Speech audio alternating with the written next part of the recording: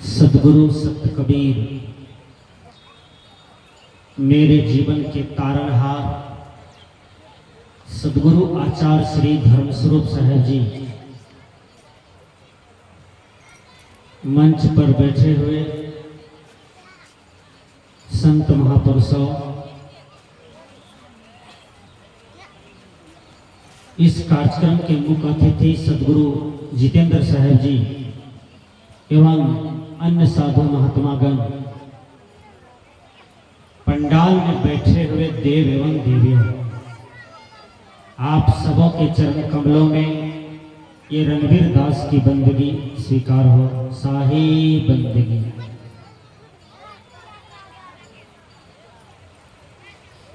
मनुष्य विवेक में जीता है, मनुष्य विचार में जीते हैं। धरती पर सबसे श्रेष्ठ प्राणी मनुष्य को ही माना जाता है।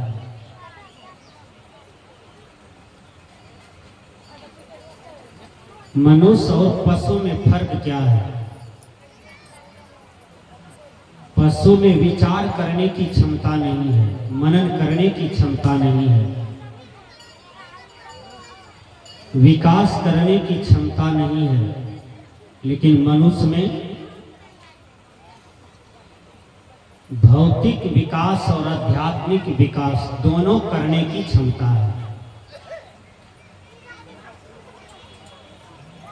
इस पंडाल में बहुतों का बाल बच्चा पढ़ते हैं, लेकिन किसी का भी बच्चा चंद्रमा पर चढ़ा है? बोलिए।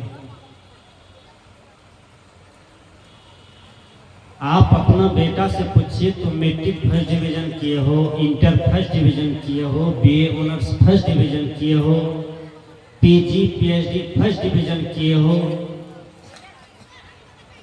इतने पढ़े लिखे हो, क्या तुम चंद्रमा पर चढ़ पाओगे? तो बच्चा हार जाएगा, वो कहेगा हम एक बांस पर नहीं चढ़ पाएंगे तो चंद्रमा पर क्या चढ़ पाएंगे। इसी धरती के प्राणी मानव नील और आर्मस्ट्रांग, अमेरिका का, वो दक्षिणी अमेरिका के थे, नील और आर्मस्ट्रांग।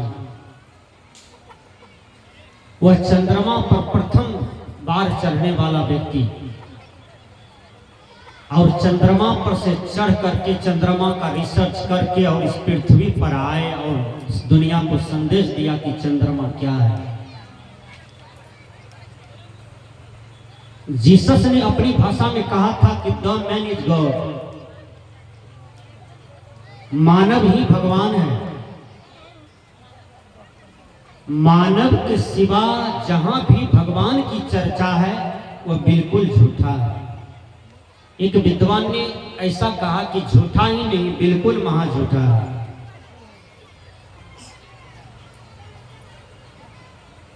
तो नील और आर्मस्ट्रांग चंद्रमा पर चढ़े और आए, संदेश क्या दिए? कहा चंद्रमा एक पीली मिट्टी है। क्या है? पीली मिट्टी। जैसे हम लोग बैटरी को चार्ज करते हैं तो कुछ दिन तक बल्ब जलता है, बाजा बजता है,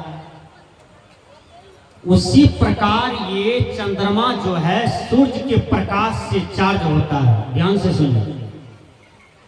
और उसकी रोशनी बिल्कुल ठंडा है।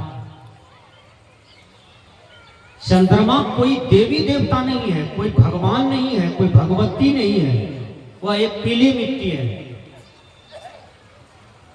जो यह सृष्टि में अपना कार्य कर रहा है। जैसे अग्नि अपना काम कर रहा है, पानी अपना काम कर रहा है, धरती अपना काम कर रहा है, हर प्राकृतिक तत्व अपना अपना काम कर रहे हैं। उसी प्रकार मनुष्य को भी अपना काम करना चाहिए, बल्कि मनुष्य को जघन्य पाप नहीं करना चाहिए। हम अपनी शक्ति को पहचाने कि हमारी शक्ति क्या है, कितना है। दुनिया के महान विद्वान स्वेट मॉडर्न ने कहा, आप क्या नहीं कर सकते, आप सब कुछ कर सकते हैं, लेकिन आप अपनी शक्ति को जानिए। एक बात बोलिए, वेद को किसने बनाया?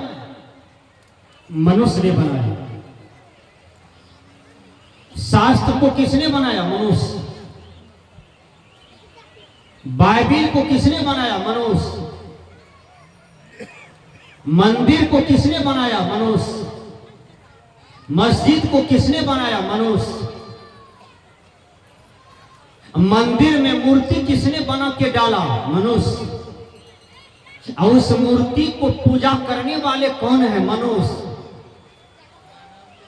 और उस मनुष्य को पोखर में उठा के पटक देने वाला भी कौन है? तो मनुष्य। इसलिए मनुष्य की शक्ति देखिए कितना कड़गड़ है कि देवी देवता को बना करके पोखर में पटक के फेंक भी देते हैं। विचार कीजिए, देवी कौन है, देवता कौन है? जिसके चरित्र में किसी भी प्रकार की दोष न हो, किसी भी प्रकार का कलंक नहीं हो, किसी भी प्रकार की दाग न हो, वही देवी है, वही देवता है।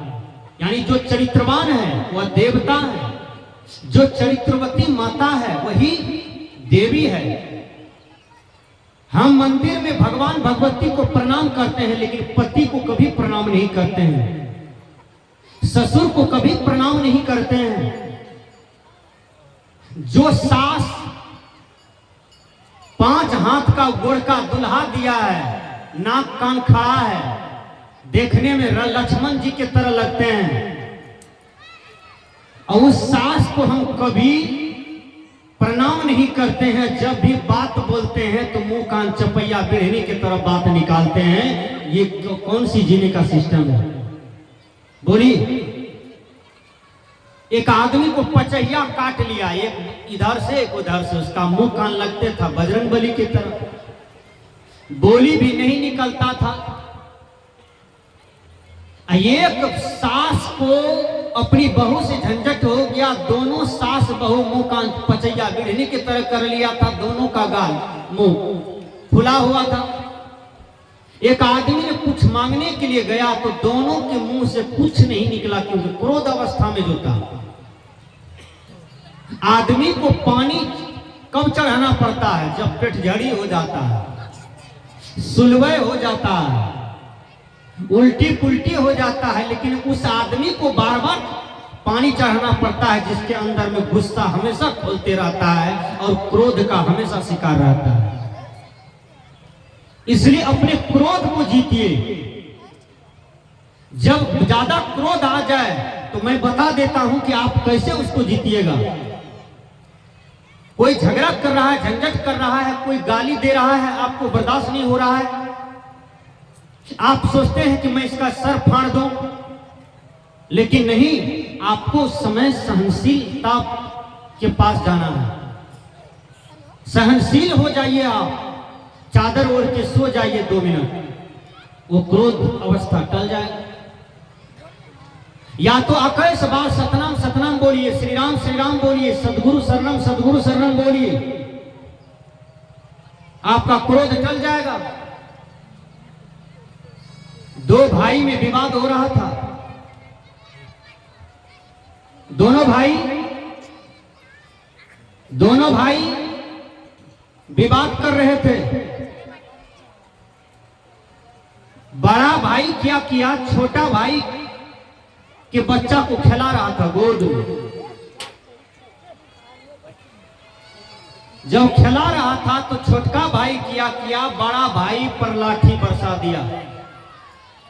वह लाठी चला गया, बच्चा का कंठ में लगा, बच्चा का कंठ फट गया, बच्चा वहीं मर गया। यह क्रोध का परिणाम है। इसलिए क्रोध को जीतिए। आज जैसे मोबाइल का नेटवर्क बिजी है, वैसे आदमी क्रोध में बिजी है, काम में बिजी है, लोभ में बिजी है। ये 3 विकार में बिजी मालूम पड़ता है। इसलिए तीनों विकार को जीतिए। मैंने कहा कि मनुष्य विवेक में जीता है। बैल के नाद में कुट्टी पानी पानी लगा दीजिए और बैल को 5 ठो मछली गिरा दीजिए वही कुट्टी पानी में, बैल मर जाएगा लेकिन खाएगा नहीं। क्यों? बैल को बदबू आ रही है, वो नहीं खाएगा। ये मनुष्य देखिए कितना थेथर है, ये मनुष्य देखिए कितना गिरे हुए प्राणी हो गए हैं।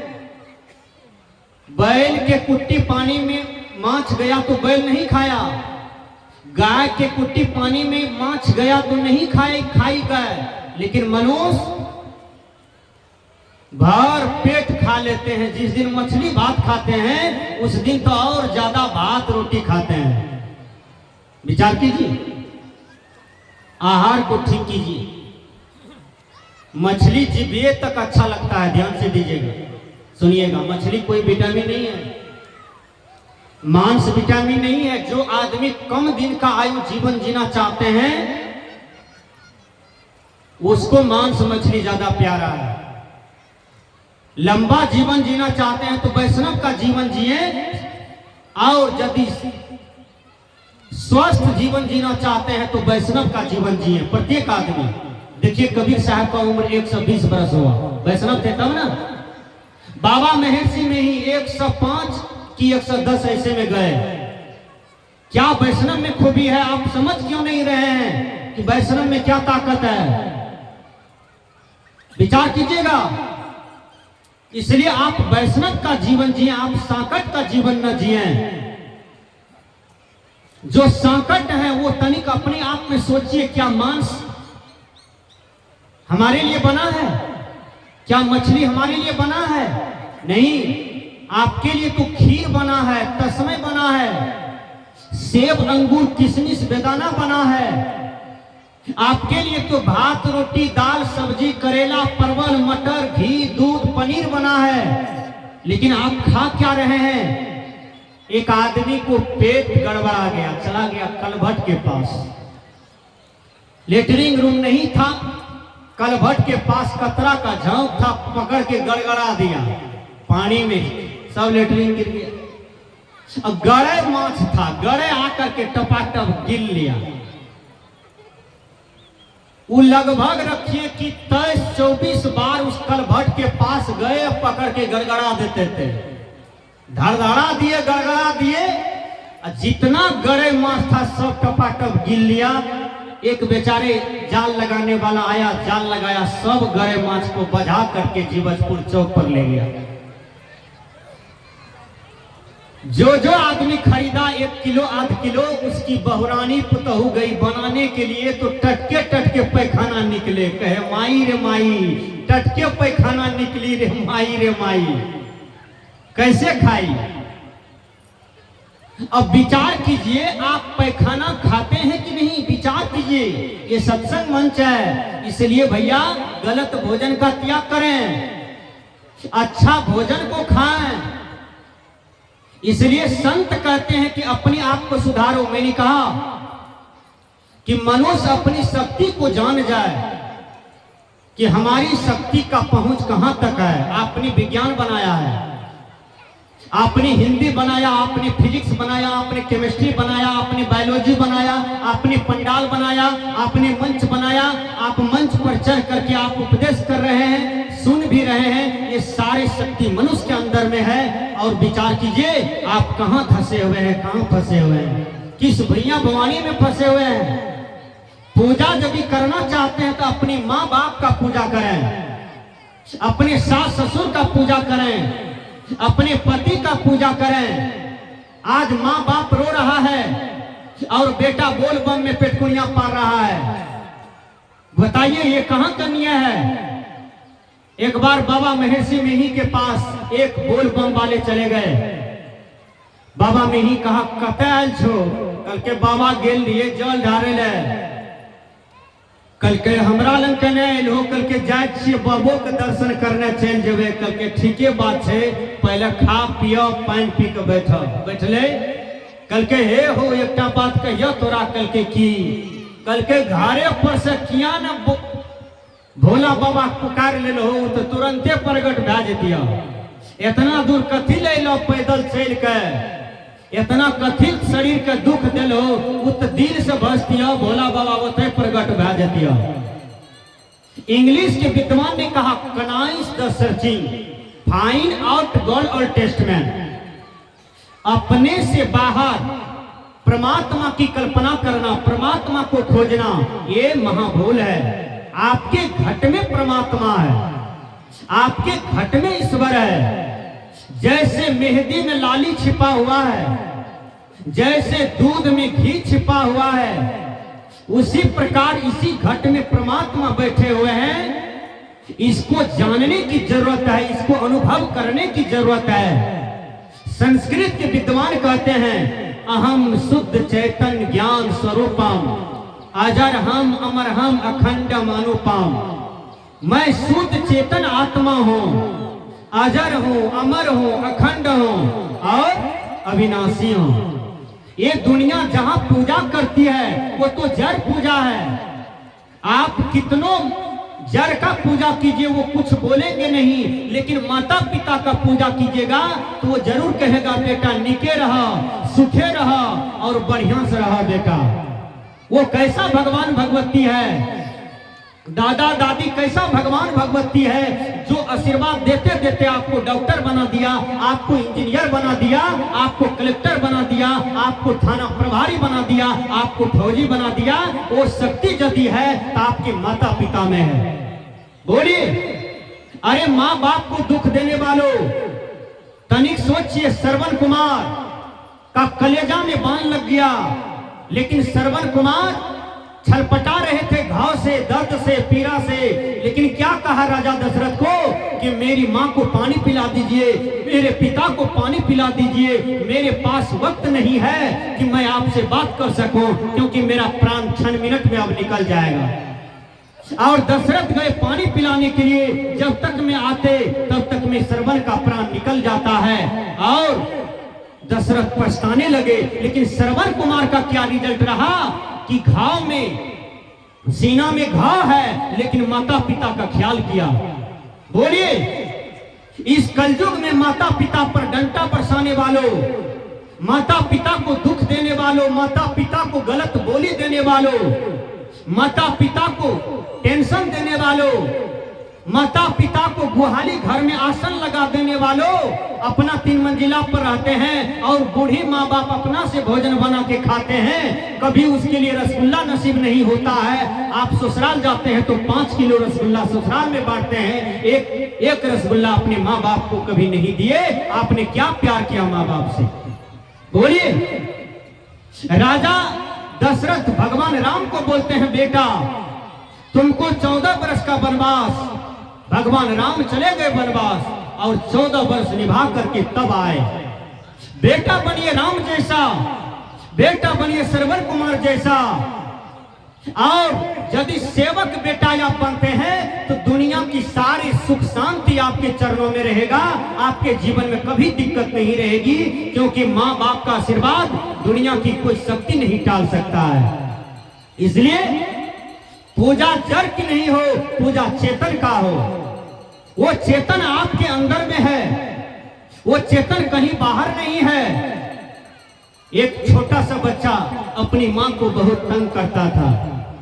माँ कहती बेटा तुमको निमचूस खाने का मन हो, बिस्कुट खाने का मन हो, कुछ करने बोलने का मन हो तो कहना मम्मी हम गीत गाएंगे, तो हम समझ जाएंगे कि बच्चा को गीत गवाना है। बच्चा को लेटरिन लग गया, माँ सत्संग में आई थी, माँ को बच्चा कहता है माँ हम गीत गाएंगे। माँ समझ गई इसको मन में कौन बात आया, बच्चा को ले गया, कहा क्या बात है, कहा लेटरिन लगी है, कहा चलो उधर सड़क के पास ले गया। उस समय इतना रोड नहीं बना था, यंगना यंगना, तो देखिए धोड़ा था, बालू था। माँ क्या किया लेटरिन करवा दिया, लेटरिन किया, बच्चा ढेर लेटरिन कर दिया। माँ सोचा झपेगा कैसे, 3 कोबा बालू उस पर दे दिया। पीछे से एक ठो मोतियाबिंद वाला आदमी आ रहा था, उसको आधा सोचता था या आधा नहीं सोचता था। वो आदमी सोचा भाई ये ऊंचा लगता है, यहाँ से महिला गई है, लगता है कोई देवता है इसके तरफ। वो तो मिट्टी दिया था 3-4 कोबा, वो आदमी किया किया प्रणाम कर लिया, 3-4 कोबा मिट्टी दे करके आगे बढ़ा। देखिए पीछे से एक गाड़ी बैल वाला आ रहा था, जा रहा था बेटी को लाने के लिए। वो देखा मिट्टी देते हुए, उसको पूछा क्या है, कहा ये तुरंते नबके देवता आया है, हमको भी पता नहीं है। वो सोचा बेटी की यहाँ जा रहे हैं, नए गोर लगेंगे, कहीं यात्रा खराब हो जाए, गाड़ी बैल लेके घूम ले आएंगे, इससे बढ़िया है मट्टी दे दे, प्रणाम कर ले, कामों बन जाए। गाड़ी बैल खोल दिया, मिट्टी दे दिया, प्रणाम कर लिया, गाड़ी बैल जोड़ के जा रहा है। पीछे से एक दहियार आ रहा था, वो दहियार दही का काम करता था, उसको बराबर घाटा लगता था, कौन दिन नफा हो जाता था। दहियार सोचा यही देवता को पूजेंगे तो नफा होगा रोज। वो किया दही का मट्टी रख दिया और 3-4 कोबा मट्टी दिया, प्रणाम किया, आगे बढ़ गया। पीछे से एक प्रोफेसर जा रहा था, उसको बराबर झगड़ा होता था कन्या दुल्हा में। सोचा हे देवता, हे भगवान, कहीं तो हर के पास हमार कन्या ठीक भा जाए, नीक बात बोले तो कोई दिक्कत नहीं आए, तोरा पूजा करे छियो। प्रोफेसर क्या किया, वो भी 4 कोबा मिट्टी दिया और प्रणाम करके आगे बढ़ गया। अब लगभग में जो आदमी उस रास्ते से आवे जाए, सब मिट्टी दे, प्रणाम करे, 5 मरद मट्टी हो गया उसी पैखाना पर। देखिए 5 मरद मट्टी जब हो गया, तब क्या होता है, गांव का लोग सोचा अरे बाबा ये तो 1 घंटा में कौन देवता हो गया, 5 मरद देखते हैं खड़ा है। गांव का लोग क्या कहा है, जल्दी झाल ले, नाल ले, ढोलक ले, चल गीत गए, भजन गए। भजन गाना शुरू हुआ तो 10 कोस का लोग मट्टी देने पहुंच गया। एक बांस मट्टी हो गया। 2-3 दिन के अंदर में उसी रास्ते से एक पारखी महात्मा जा रहा था। पारखी का मतलब विचार किया हुआ, निर्णय किया हुआ, सुलझे हुए दिमाग वाला, 2-2 4 बोलने वाला, चीनी को अलग करने वाला, बाली को अलग करने वाला, इसी को पारखी कहते हैं। वो पारखी महात्मा 2 चेला के साथ जा रहा था और दोनों चेला को कहा बेटा ये क्या है, कहा हमें भी पता नहीं है, कहा पता लगा। एक आदमी कहा हदला बदला देवता छिए, हदला और बदला। देखिए गुरु महाराज को कहा बाबा ये हदला बदला देवता है। कहा ऐसा देवता होता है, फर्स्ट नाम सुने हैं। कहा भारत की भूमि है, कखनियों देवता उखड़ता है। एक बार कटिही में देवता उखड़ा, पैसा कमाना था वहां के लोगों को। पाइप को 1 किलोमीटर से मोटर में सेटिंग करते करते एक जगह एक हाथ नीचे करके ऐसे कर दिया, पानी फेंकता था मोटर से, तुरक्का का तुरक्का, धाए धाए लोग पीता था। शंकर भगवान के जटा से पानी निकल रहा है। बाद में पकड़ाया, सीबीआई पकड़ लिया, तब तक में बहुत लाख टका कमा लिया। विचार कीजिएगा, ये भरिया दशान में हम लोग जा रहे हैं। निर्णय करने की क्षमता हो तो मैंने कहा हदला बदला देवता है गुरु महाराज। कहा अच्छा ठीक है, देवता कहाँ है, कहा इसी मैट के अंदर में है। कहा गुरु चेला बात किया, चेला को बोला चेला राम इस देवता को खोजो, हम लोग दर्शन करेंगे, इसी मट्टी में घुसता रहेगा, घुसक के रहेगा कि देखबो करेंगे। कहा मट्टी हटाओ। दोनों चेला हटाते हटाते 4 बजे शाम हो गया, सुबह से लेके हटाते हटाते मिट्टी को टालते टालते, वो तो 2-3 दिन होबे किया था, वो कैसे सड़ेगा, वो सरबो ने किया था। जब थोड़ा सा मिट्टी बचा तो दोनों चलवा के हाथ में हदला और बदला धर लिया, लग गया, यही देवता है। विचार कीजिए, हनुमान जी देवता थे, भगवान राम भगवान थे, कृष्ण भगवान थे। इनका आप पूजा करें क्योंकि ये चरित्रवान थे। आप अपने माता पिता का पूजा करें, ये चरित्रवान हैं, आपको जन्म दिए हैं, आपको पाले पोसे हैं। लेकिन झूठा देवता का पूजा न करें। झूठा देवता का मतलब ये होता है जिनसे आपको कुछ मिलने जाने को नहीं है। लेकिन जो चरित्रवान देवता है, हमारे हिंदू समाज में बहुत देवी देवता हैं, लेकिन जो चरित्रवान है, जिनका आचरण से शिक्षा प्रेरणा मिलता है, ऐसे देवता को पूजा करके हम बहुत ऊपर हो जाएंगे। आज रामनवमी हुआ, घर घर में भगवान राम की पूजा हुई, होना चाहिए, क्योंकि वो एक महापुरुष हैं, वो एक भगवान हैं। और बाबा मिही की पूजा होनी चाहिए क्योंकि वो देव पुरुष हैं। सदगुरु कबीर एक देव पुरुष हैं, उसकी पूजा होनी चाहिए। देवता तो ये थे। और यदि हम झूठा पूजा में लगते हैं, एक महिला कह रही थी अपने पति को कोढ़िया, विचार कीजिएगा कितना गलत शब्द है। साधु गए आपके यहाँ तो आपने चौका लगाया, अगरबत्ती जलाया, प्रणाम किया, खाने के लिए दी। जो पति भर दिन हल चला के आया है या आप उसको गाली बकते हैं, भोजन देने के लिए तैयार नहीं है, आपको किस जन्म में उद्धार होगा? बोलिए माँ जी।